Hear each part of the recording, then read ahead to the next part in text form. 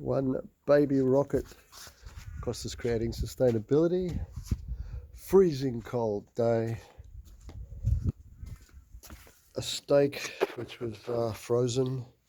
Some veggies, some mushies, some firewood, and some ingredients, including oregano. Let's see how we go.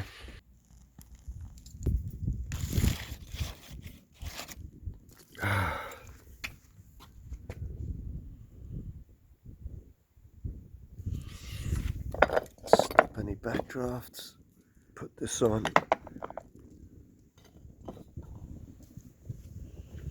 Yeah, that's working better.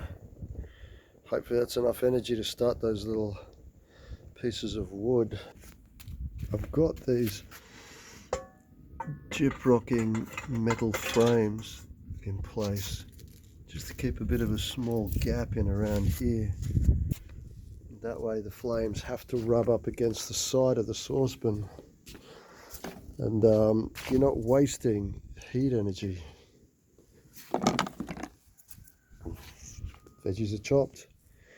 Should chop those, shouldn't I?